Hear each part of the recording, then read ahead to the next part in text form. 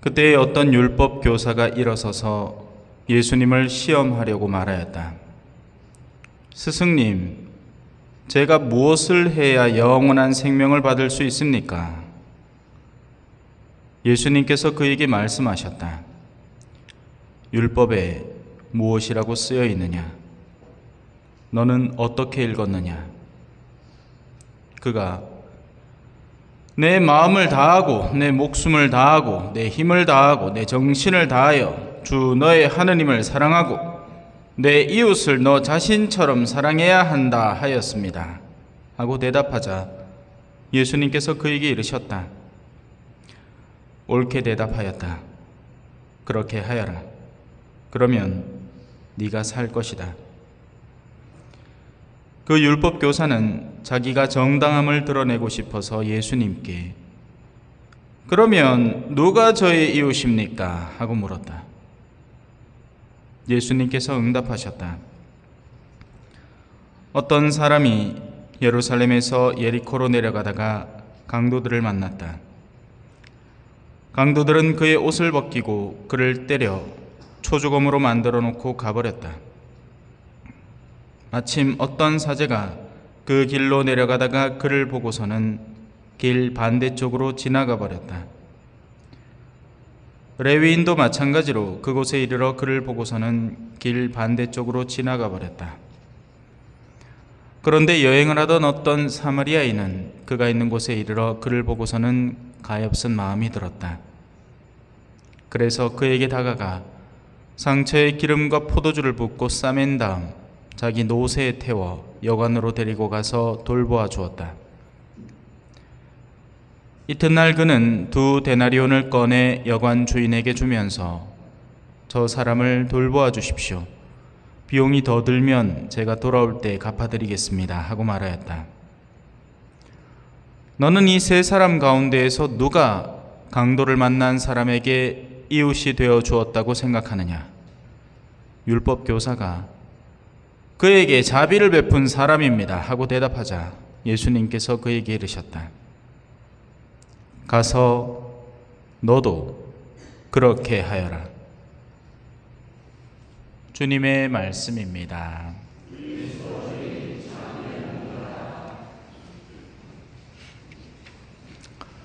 찬미 예수님, 우리는 모르는 것 때문에 심판받지 않을 겁니다. 몰랐다면 무죄하기 때문입니다.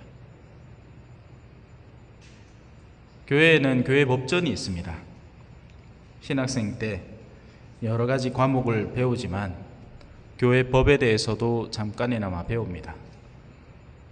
알 수 있을까요? 없을까요? 모릅니다. 그래서 신부님들도 어떤 때는 복잡다단한 혼인 문제를 마주하면 자기 혼자 해결할 수가 없습니다.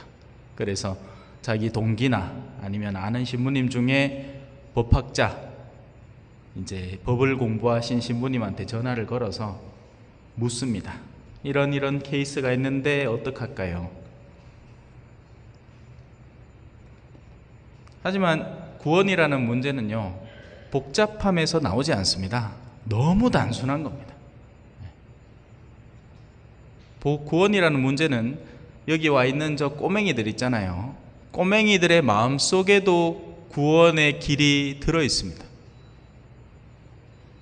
무엇이 선한 방향인지, 무엇이 악한 방향인지 이걸 알고 있기 때문에 그렇습니다.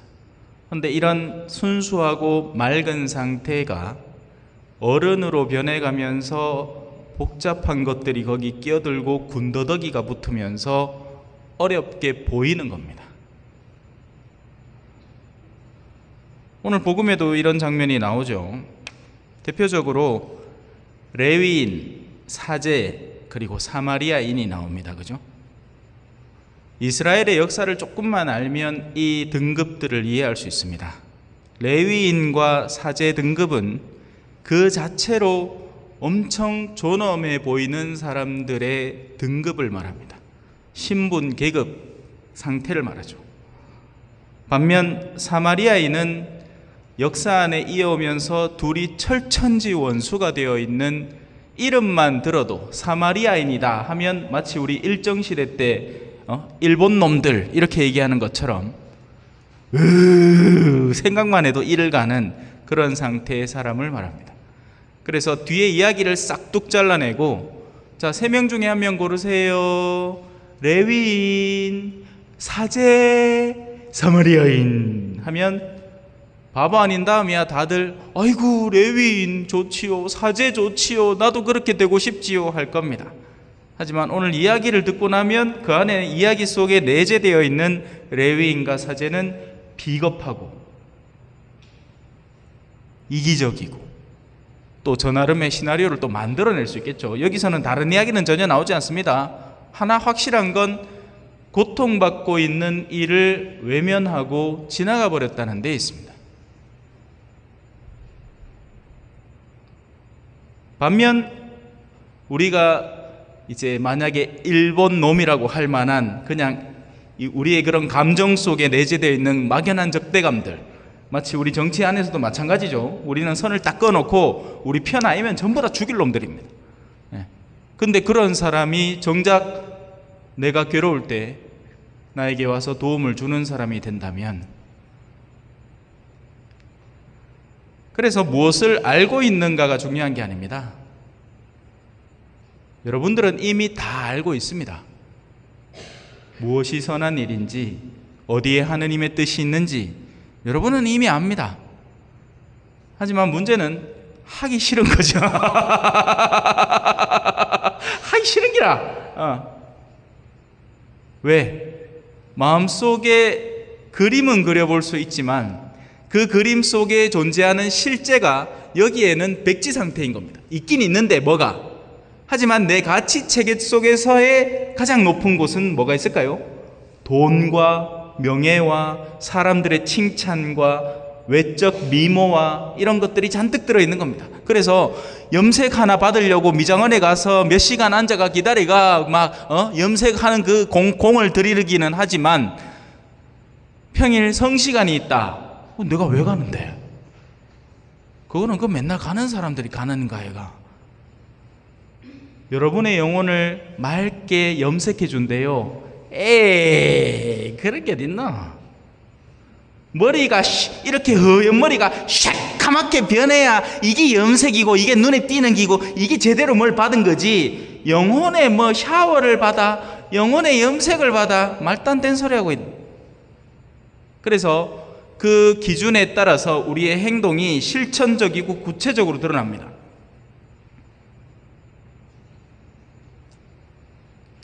저는 그 장면들을 여러 번 보아왔습니다. 그쪽에 눈을 뜨고 있으면 매일매일 볼 수 있습니다.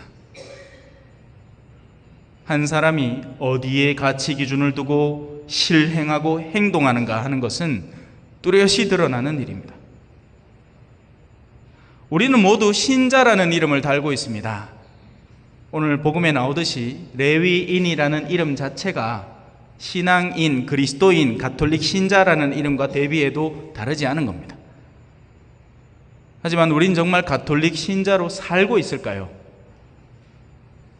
가톨릭 신자로 산다는 것은 어떤 것을 말할까요? 그냥 미사만 빠지지 않고 나오는 것, 제때 성사를 보는 것을 말할까요? 아니겠죠. 아닐 겁니다. 가톨릭 신자로 산다는 것은 보다 더 광범위하고 보다 더 함축적인 의미를 담고 있습니다. 저는 사제입니다. 사제는 어떻게 살아야 되는 사람입니까? 여러분들이 갖고 있는 사제에 대한 긍정적인 개인적인 경험들은 사실 좋을 수도 있고 나쁠 수도 있습니다. 왜? 어떤 사람은 이렇게 얘기하거든요. 야, 그 신부님은 정말 성인 신부님 될 것 같다. 근데 어떤 사람은 이렇게 얘기합니다. 야, 그 신부님 좋더라. 와, 뭐 때문에 좋던데? 그 신부님하고 내하고 와 있나? 얼마나 친했는지 모른다. 맨날 둘이 같이 술 먹으러 댕기고 그 하다가 내가 음주운전 하다가 했는데 그것도 신부님이 와서 해결해주고 막 그 신부님 진짜 좋은 신부님이다. 좋은 신부님 맞습니까? 맞나요? 아닌 것 같은데요. 그래서 사람들이 좋다, 사람들이 그러다 하는 것은 저마다의 개별적인 가치 판단을 기준으로 정해버리는 겁니다. 그게 아닙니다. 하느님이 보시는 좋은 사람이 되어야 됩니다.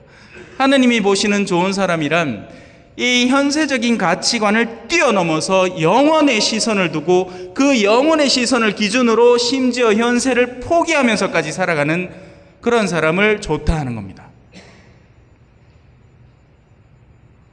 부모가 된 다음에 자식이 좋은 거 해주고 싶지 않은 사람 누가 있겠습니까?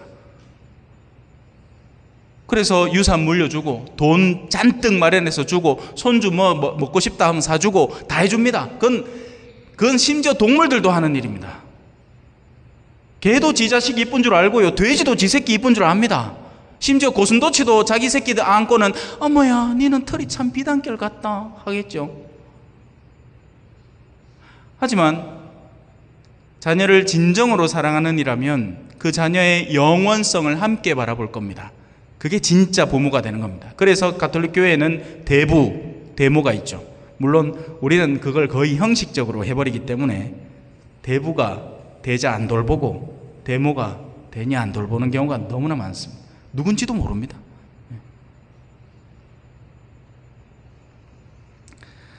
오늘 이 독서에는 이렇게 얘기합니다. 이 독서는 사실 그리스도 찬가라고 해도 과언이 아니에요. 예수님의 입지와 위치에 대해서 우리에게 강렬하게 알려주려고 하지만 사실 그냥 광고 문구보다도 우리에게 관심을 덜 가져갑니다. 사실 오늘 뭘 읽은지도 잘 모를 분들이 대다수일 겁니다.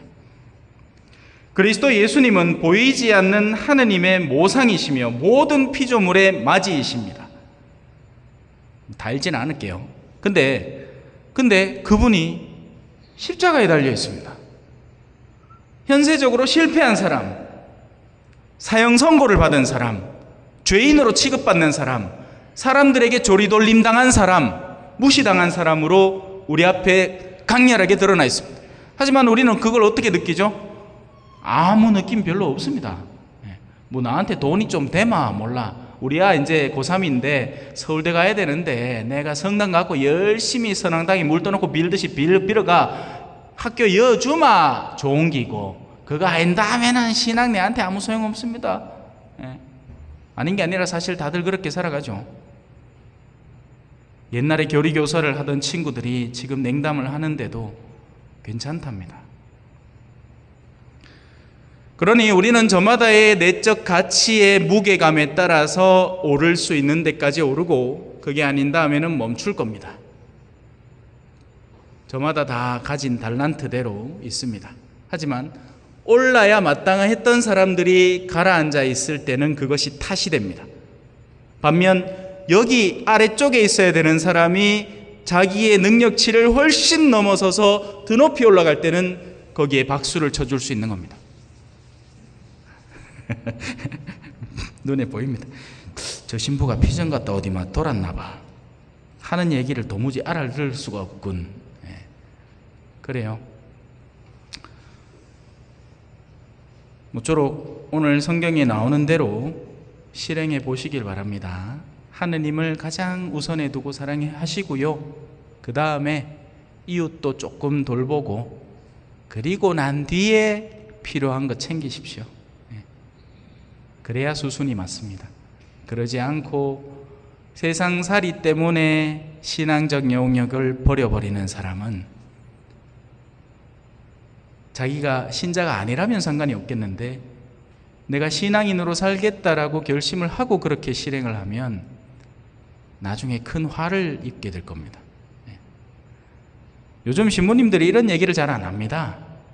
아이고 여러분들 잘 살고 있지요. 세상살이 힘들지요. 열심히 하면 다 될 겁니다. 여러분들이 하는 일에 다 축복이 있을 거고요. 돈도 많이 버실 거고 이래 얘기를 해야 그나마 안 떠나지. 하지만 실제는 변하지 않습니다. 교리는 단 한 번도 변한 적이 없고요. 그리고 우리가 앞으로 마주할 영적 현실도 엄연한 현실입니다. 죄를 벗어버리고 회개하여 영원한 생명을 향해서 하루하루 나아가기를 오늘 하루 또 빌어봅니다. 저는 여러분들의 사제니까요. 누가 가장 아프고 힘든 사람일까요? 차라리 강도 만나는 게 나을 겁니다. 그러고 난 뒤에는 치료받으면 되니까. 영혼이 초죽음을 당해 있는데 아무도 돌보지 않는 현대 교회의 상황이 저에게는 가슴 아픕니다. 이상하죠? 그죠? 네? 네. 그래요. 이 신부는 정말 이상한 사람입니다. 잠시 묵상하시겠습니다.